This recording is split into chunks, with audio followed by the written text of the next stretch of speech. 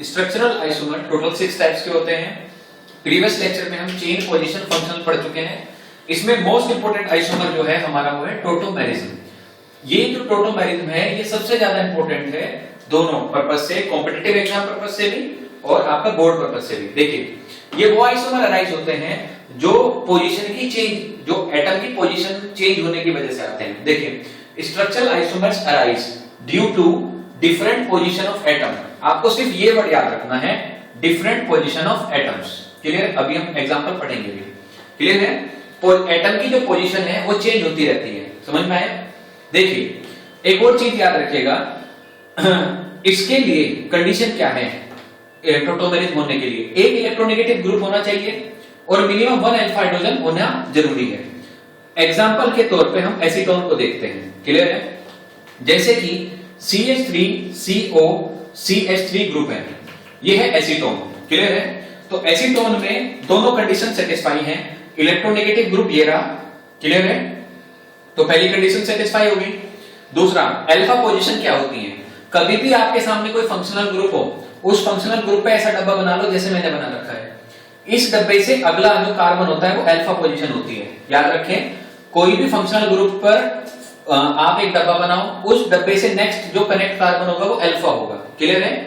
अब देखिए इसमें टोटोमेरिज्म कैसे होता है। टोटोमेरिज्म में पहला वर्ड मैंने बता रखा है, डिफरेंट पोजीशन ऑफ एटम्स। अभी आप एटम्स की पोजीशन देखिए, इस पर कितने हाइड्रोजन लगे हैं? 3। क्लियर है? आप अगर मैं इसकी स्ट्रक्चर अगली बनाने की कोशिश करूं तो सबसे पहले जो कार्बन और ऑक्सीजन का बॉन्ड ब्रेक होगा। क्लियर? ये जो कार्बन और ऑक्सीजन का बॉन्ड ब्रेक होगा, ये बॉन्ड ब्रेक हुआ इलेक्ट्रोनेगेटिविटी डिफरेंस से। Oxygen is more electronegative as compared to carbon. तो ये जो बॉन्ड ब्रेक होगा, ये बॉन्ड ब्रेक होने से ऑक्सीजन पे आएगा नेगेटिव चार्ज और कार्बन पे आएगा पॉजिटिव चार्ज। ये आपके 3 हाइड्रोजन ऐसे ही रहेंगे। ये आपका नेक्स्ट कार्बन है, ये एक्स कार्बन ले लो, ये क्या ले लो? वाई, और ये जेड। ये आपका एक्स कार्बन, ये वाई, और इससे कनेक्ट है जेड कार्बन। यहां पर O पर नेगेटिव चार्ज है और कार्बन पे आ गया पॉजिटिव चार्ज। देखिए तो अब क्या होगा यहां पर, ये जो आपका सिग्मा बॉन्ड है, क्लियर है, कार्बन और हाइड्रोजन के बीच में जो बॉन्ड बना है, क्लियर है, ये जो हाइड्रोजन होगी, ये हाइड्रोजन एसिडिक हाइड्रोजन होती है। क्योंकि ये याद रखिए, इसे हम बोलेंगे एसिडिक हाइड्रोजन, क्योंकि जब ये रिप्लेस होगी, जब ये यहां से रिलीज हो जाएगी, तो रिलीज होने के बाद इसके ऊपर तो आएगा पॉजिटिव चार्ज और इसके ऊपर क्या चार्ज आएगा? नेगेटिव। क्लियर है? ये यहां से रिलीज होके पॉजिटिव चार्ज के साथ ये अपनी पोजीशन को चेंज करेगी और वो जाएगी ऑक्सीजन के ऊपर। अगली जो आपका स्ट्रक्चर बनेगी उसमें आप देखिए CH पर कितने हाइड्रोजन लगे हैं? 2।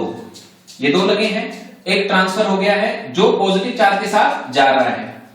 क्लियर है? आप इसे देखिए, नेगेटिव और पॉजिटिव में क्या बनेगा? बॉन्ड। CH और CY में मैंने बॉन्ड बना दिया इस नेगेटिव चार्ज और इस पॉजिटिव चार्ज की वजह से। यहां पर ये O नेगेटिव है जो इसके साथ कंबाइन हो जाएगा और ये आपका CZ मॉलिक्यूल है, एटम है, सॉरी। क्लियर है? तो इसका मतलब है हाइड्रोजन कितनी थी? 3। इनमें से एक हाइड्रोजन किसकी तरफ शिफ्ट हो गई? इलेक्ट्रोनेगेटिव एटम की तरफ। और आपका जो फाइनल स्ट्रक्चर बना है, वो फाइनल स्ट्रक्चर बना है, हम कहेंगे CH पर 3 हाइड्रोजन थी, अब 2 बची है, क्योंकि एक हाइड्रोजन किस पर चली गई है? ऑक्सीजन पर, और ये आपका बना है Z। क्लियर है? देखिए ये कौन सी फॉर्म थी बच्चों? Keto form. ये फंक्शनल ग्रुप कैसा ग्रुप है? Ketonic group. ये कैसा है? डबल बॉन्ड को क्या बोलते हैं? ईन। OH को क्या बोलते हैं? ओल। तो हम कहेंगे ये कौन सी फॉर्म बनी? इनोल।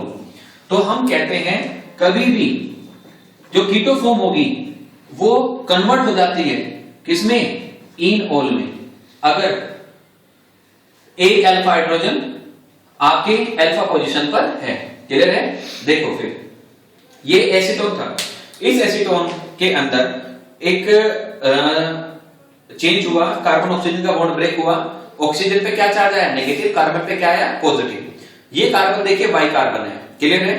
इस वाई कार्बन के बराबर में एक्स कार्बन है जिसपे कितने हाइड्रोजन लगे हैं? 3। इन 3 में से एक बॉन्ड ब्रेक हो जाएगा, क्योंकि सिग्मा बॉन्ड है, ये ब्रेक हो जाएगा। क्लियर है? इसके बॉन्ड के ब्रेक होने के रीजन एसिड और बेस होते हैं। क्लियर है? जो इसको हाइड्रोजन को यहां से ले जाने का काम करेंगे।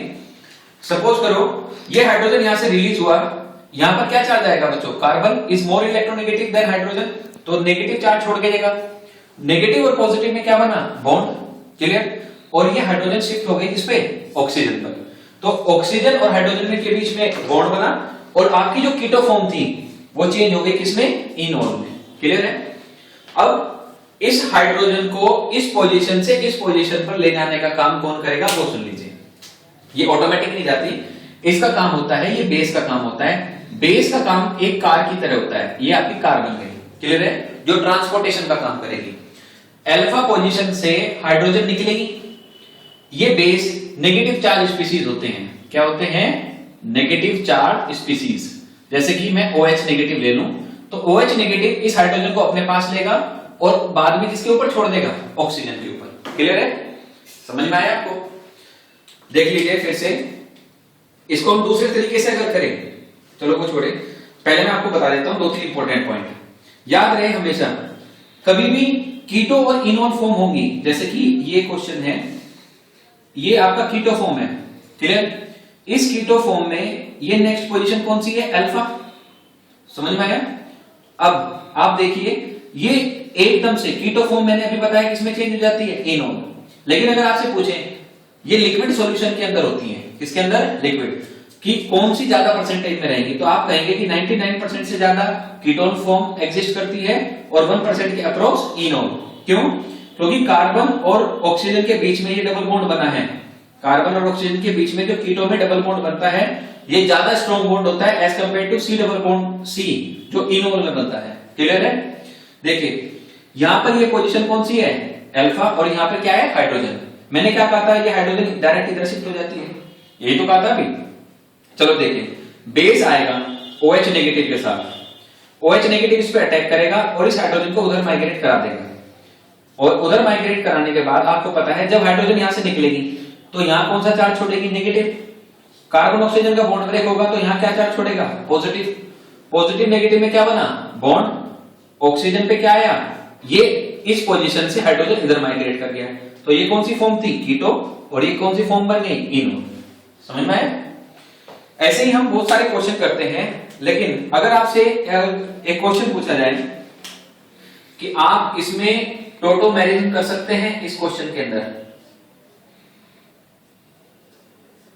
तो आप कहेंगे कि आपका जो इलेक्ट्रोनेगेटिव एटम का जो कंसेप्ट था, इलेक्ट्रोनेगेटिव ग्रुप का कंसेप्ट, उस पर आप राउंड ऑफ कर दीजिए कि इलेक्ट्रोनेगेटिव ग्रुप मिल गया, यस। इससे नेक्स्ट पोजीशन कौन सी है, अल्फा। इसे आप सॉरी हाइड्रोजन कर लीजिए, इससे नेक्स्ट पोजीशन कौन सी है, अल्फा। इस अल्फा पर कोई हाइड्रोजन है, आप कहेंगे यहां कार्बन, यहां कार्बन, यहां पे कार्बन। इस अल्फा पर हाइड्रोजन के नंबर कितने हैं, 0।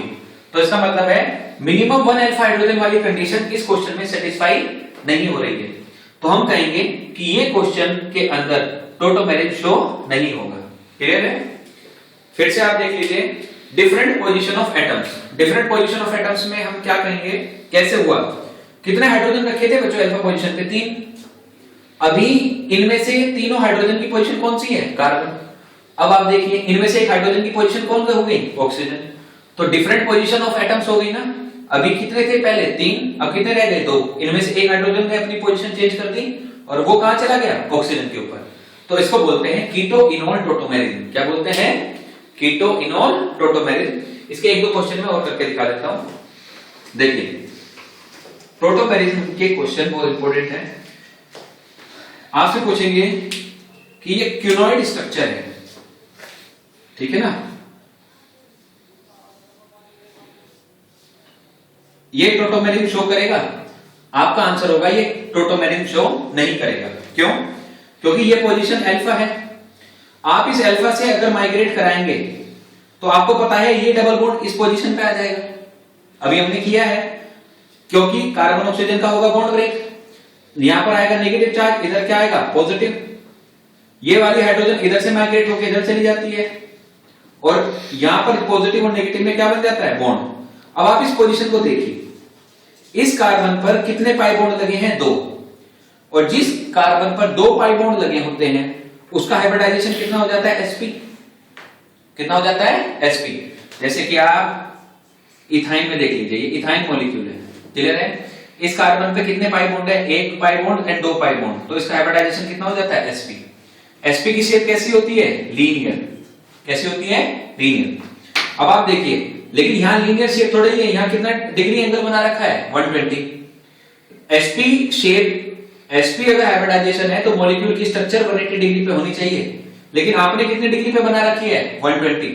तो कितना डिफरेंस है? एंगल स्ट्रेन कितना आया? 60 डिग्री का। तो जो एंगल स्ट्रेन है उसकी वजह से मॉलिक्यूल क्या बन गया? अनस्टेबल। क्या बन गया? अनस्टेबल। इस वजह से ये मॉलिक्यूल, याद रखेगा ये कॉम्पिटिटिव एग्जाम में आता है, ये मॉलिक्यूल टोटोमेरिज्म शो नहीं करेगा। समझ में आया? तो मैंने आपको 2 क्वेश्चन कराए हैं और अगले लेक्चर में हम डिस्कस करेंगे कि टोटोमेरिज्म के क्वेश्चन किस तरीके से आते हैं। फिर एक बार, कीटो और इनोल अगर आपसे पूछा जाए कि सॉल्यूशन के अंदर ज्यादा मात्रा में कौन होगा, तो आप कहोगे कि कीटो फॉर्म ज्यादा परसेंटेज में एग्जिस्ट करती है, अप्रोक्स 99। लेकिन कुछ क्वेश्चन ऐसे भी आएंगे जहां पर ये एक्सेप्शन हो जाएगा, जैसे कि बच्चों यही क्वेश्चन है, ये वाला, ठीक है।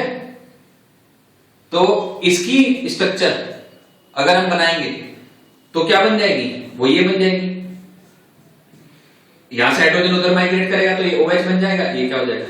अगले में इसको डिटेल में शो कर लेंगे। तो ये एरोमेटिक बन गया ना। तो कभी आपकी अगर इनोल स्टेबल स्ट्रक्चर बन जाए तो इनोल ज्यादा परसेंटेज में एग्जिस्ट करता है। Thank you.